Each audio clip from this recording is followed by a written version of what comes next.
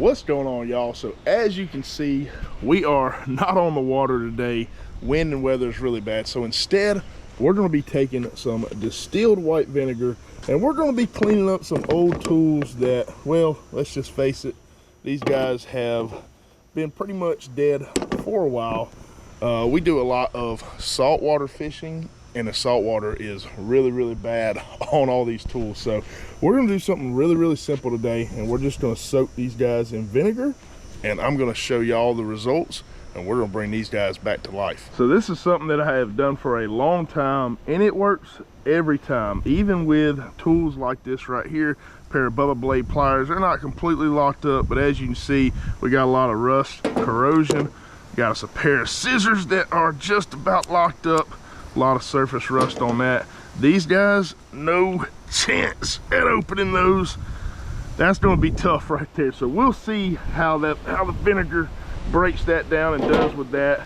Same thing, these pliers right here seen better days, and these are pretty much completely locked up as well. So really easy stuff right here though. Got about a $5 jug of distilled white vinegar. Got us a little bit of a container. And all we're gonna do, open our vinegar here, and we're gonna fill this container up. We're gonna make sure all of our tools are pretty much submerged in this jug.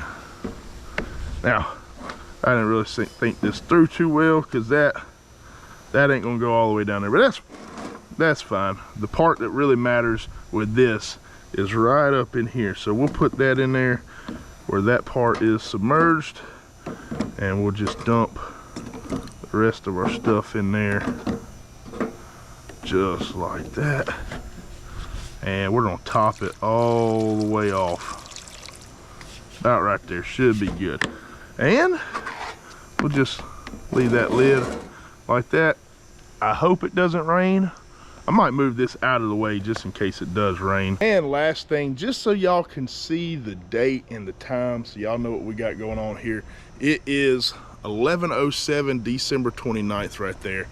And yeah, we're gonna let it soak for a little less than 24 hours. I'm gonna come out here probably 8, 9 o'clock tomorrow morning, and we'll take a look at our tools. So it has been a little over 24 hours. I know I said we were gonna get out here a little earlier and do this, but it is right now December 30th at 12:19, December 30th. So about 25-26 hours.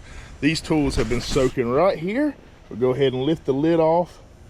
And to be honest, I was kind of looking for the water to be a little bit browner. I've done this in the past, but we'll just start taking these tools out.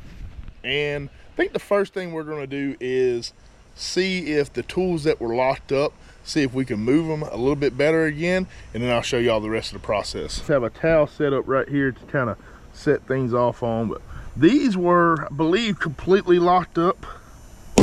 There we go. Might have to get them worked in a little bit. Yeah, all right, there it is. So a little stiff in the beginning, but we got them going now. So those have been locked up for a long while. These were completely seized up.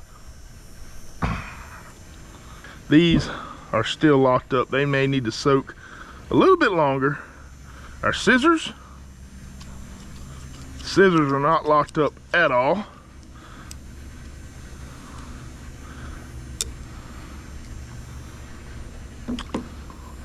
Had these pliers.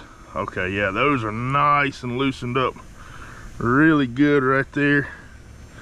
And then these pliers were locked up as well, and those are backing. Just about new. So the only thing it really didn't work on were these that were just absolutely, yeah.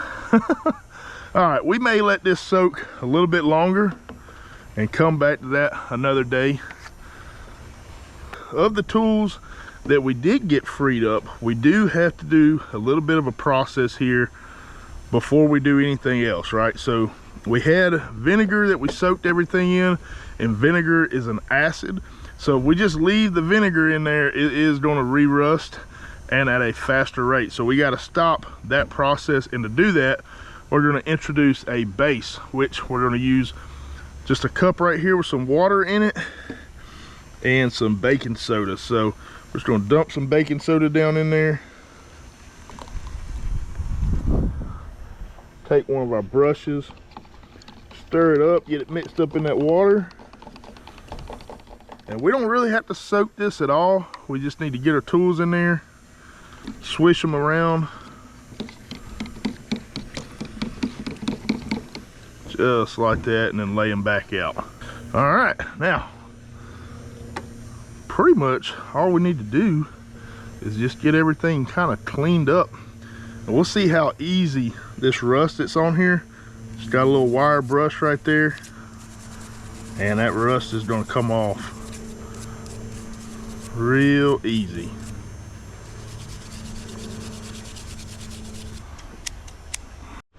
All right, so we just went ahead, kind of touched everything up with a little wire toothbrush right there, and everything seems to be functioning back just like it was before it was locked up.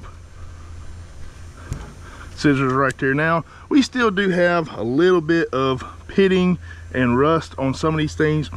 There's a couple of options here, okay? Now, every one of these tools, minus the crimpers we have back stashed away over there, all of these are back functional, and they can be used for their intended purposes with no issues. Now, if some of this deeper rust is a problem for you, you can go with some higher strength vinegar, get industrial strength, and it'll get that rust off there quicker. Or you can just leave these in there maybe for another 24 hours, maybe another 2 days. I wouldn't leave them in there for more than probably 3 days, because that reverse process will happen. Eventually it will start rusting and eating back at the metal underneath the rust. So yeah, we have all these cleaned up. The last thing we got to do is hit it with a little bit of WD-40 just to lubricate and keep everything from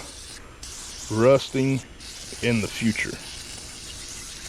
That's pretty much it, y'all. We'll just wipe everything down, throw them back in the old tackle box, ready to use them again. I hope this was helpful. Y'all go out there, clean up some of your old rusty tools, your pliers, get them back in service. And yeah, if y'all would hit the like button, comment with any questions, subscribe if y'all haven't already.